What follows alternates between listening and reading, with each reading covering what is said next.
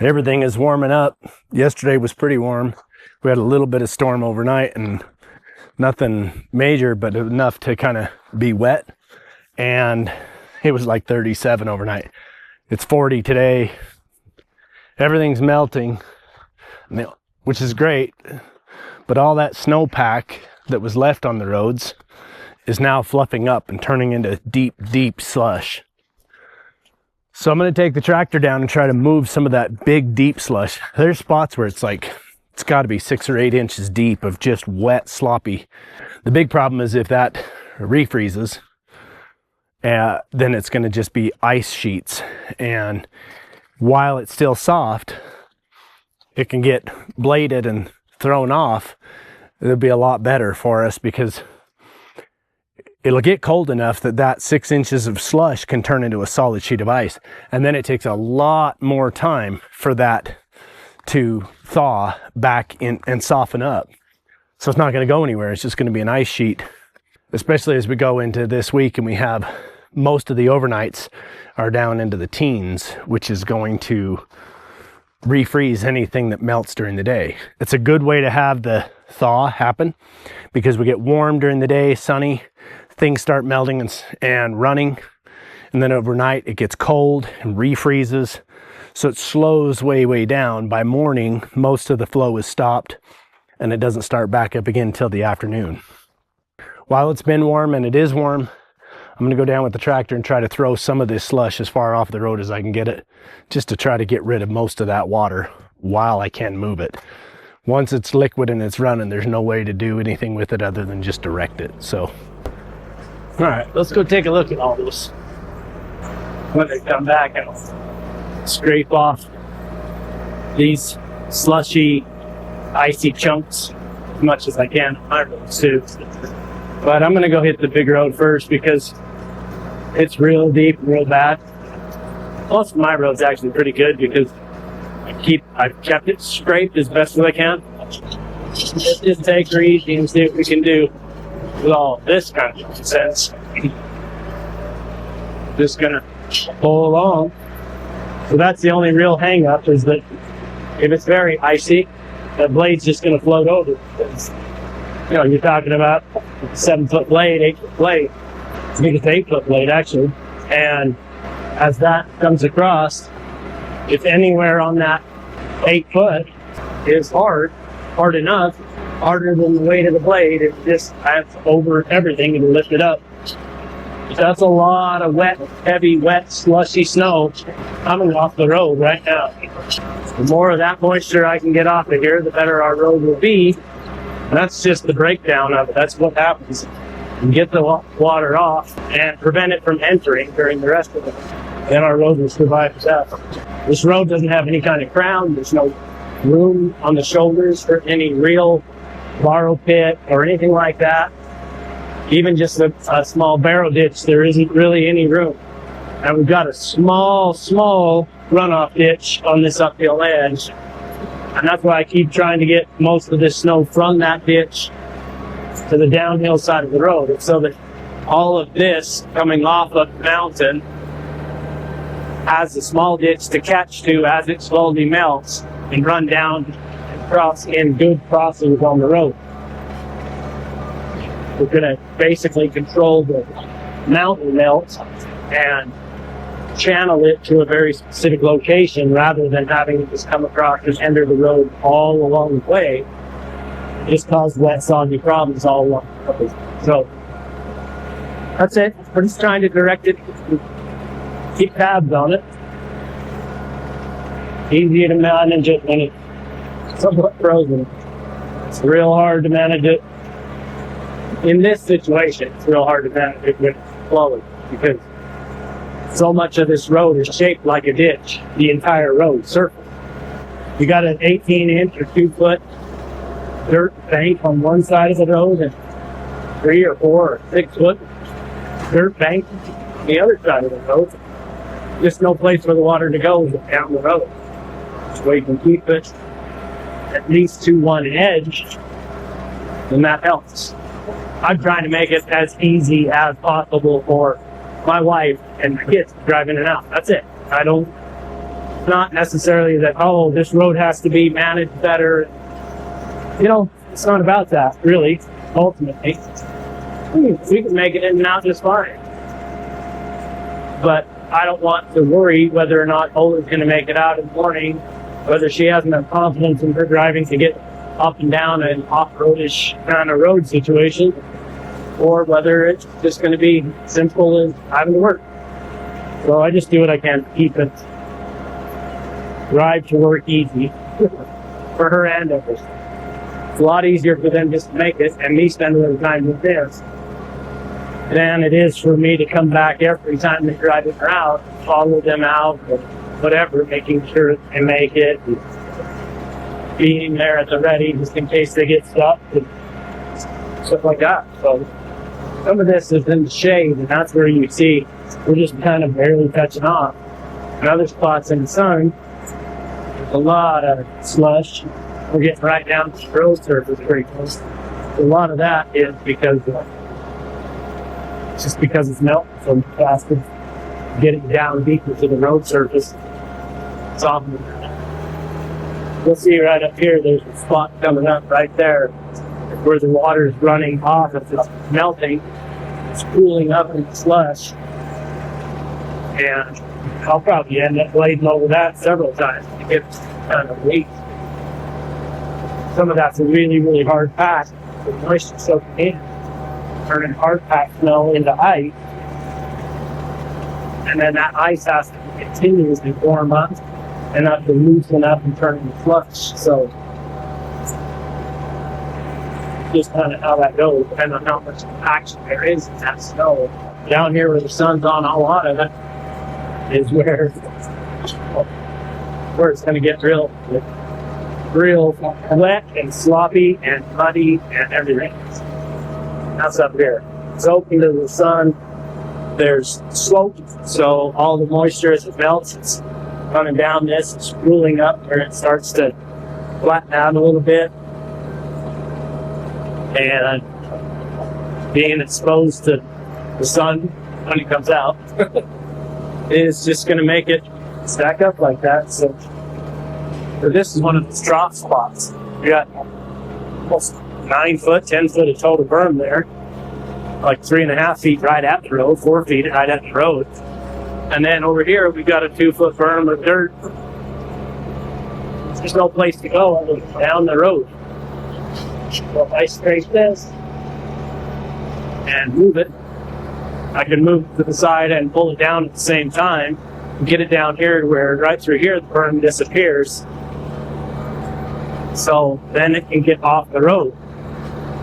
If I move it when it's slushy like this, it's not going to form river currents and flow currents and pump big deep ruts into the road and soak into the mud as it goes and all that stuff and make it soft and make the road come apart. So we'll just do what we can to correct it and move it. We might do this a couple of times each day just to help keep it directed. It don't take that long in this kind of a situation to make your way down the road. I'm going slow just to keep the pressure off the blade and not let it be too forceful, a little bit more forgiving. And it doesn't have to carve in hard. It's going to melt, it's going to come apart. The point isn't to try to get it all off at once. It's just to get it off as it's coming loose. Give it a place to go, get it moved, keep it directed. That's really the goal.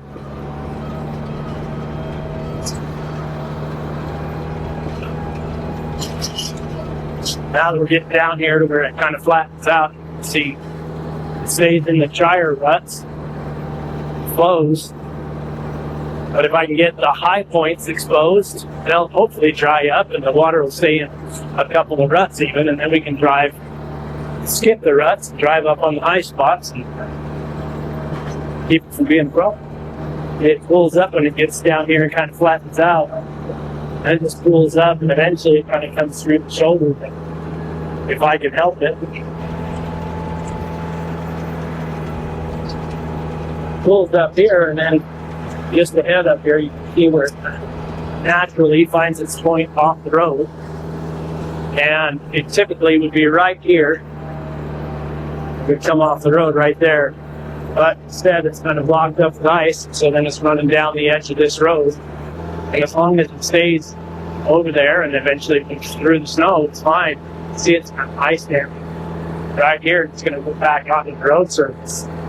So I'm going to go back through there, and where that would normally cut, I'll take the bucket and I'll just open up the snow bank, firm a bit of snow, and give that water to get off the road.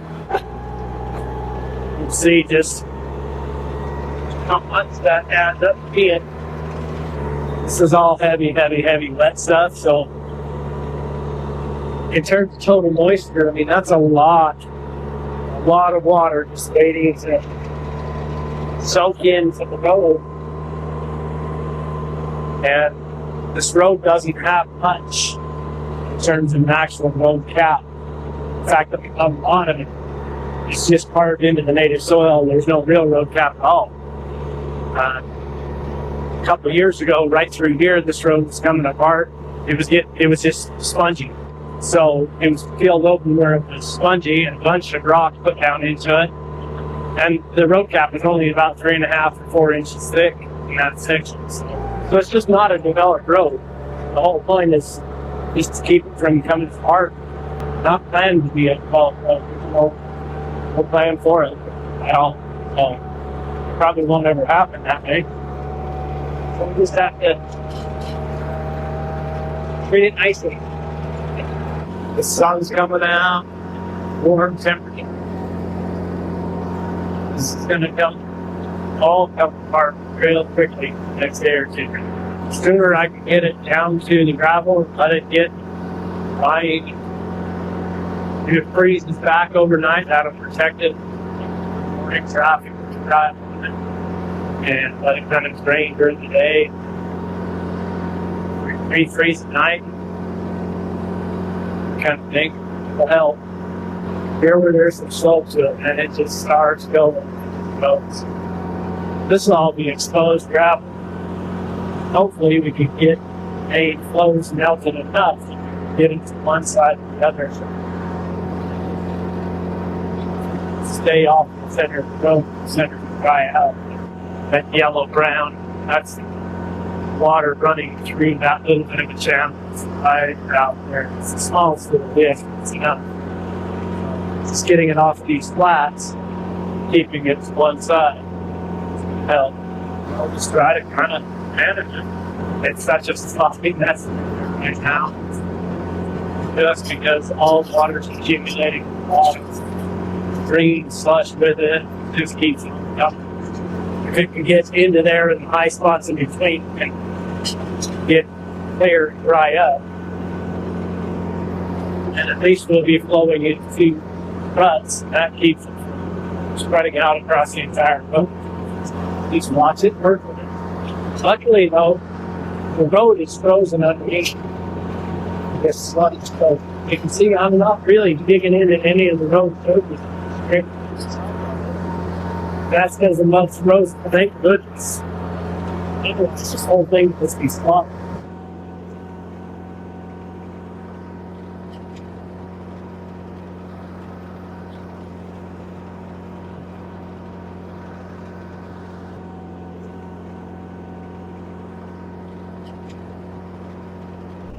Okay, we're going to see if we can just back up or something. Maybe straighten out a little, see if I can get that to become a little bit closer.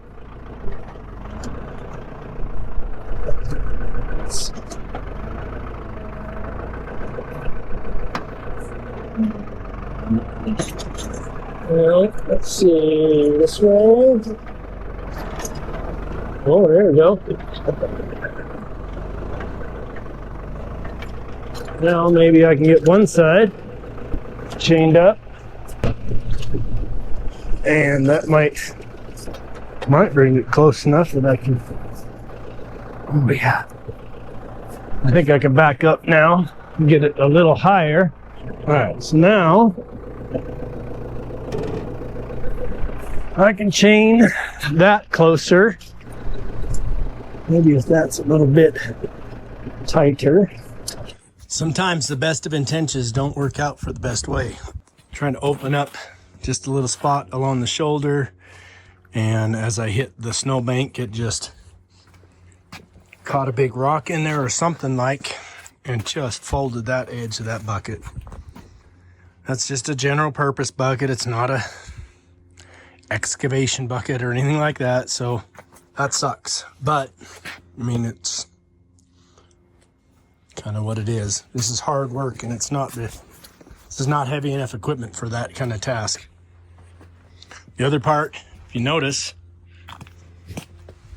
my blade still is attached with the pins. Gosh. But both of the arms are broken right off. Not the best day. Trying to get out there with good intentions and try to manage some of that road so it's open and easy, and sometimes that comes at a cost. Sometimes that cost is my sanity and my equipment, I guess. It's too bad. I guess I will get on the phone, call there's a couple of tractor salvage yards within a couple 100 miles of me here. So I guess I'll try one of them and see if the arms are available. If they happen to have one of these machines on their yard, that I can get a couple that way. I sure hate to pay new price. I'm sure those aren't cheap for the new replacement. The bucket, honestly, I'll probably see if I can flatten it back out and straighten it out a little bit. If it straightens out pretty well, I might just, I don't know, reinforce it with a cutting edge. Could definitely do that. If I can get it to straighten out and flatten pretty close to good, then I could just drill holes through this edge and bolt on a thick replaceable cutting edge. That would help stiffen that up and put it back to flat enough. It won't go in the salvage. I mean, if nothing else, it'll turn into something else, you know. Still got the solid mount plate for the loader. So if I had to, maybe I would cut this up and reuse it and build like a hay fork or something. I don't know. We'll see what we do. Oh, you can't win them all. Definitely didn't win today. You did in the greater scheme of things. The road looks way better, but that's a pretty costly situation, I'm sure. Start making some calls and looking up some information, and hard to really effectively evaluate the situation until you know what the full details of what you're dealing with. So I have no idea what those arms are going to cost. No idea. So I guess until I know, just tell myself they might be a couple $1,000s just to prepare it. And then when they come out to be a few $100s, it don't feel so bad. Start making some calls, see if we can correct some problems here and call her good.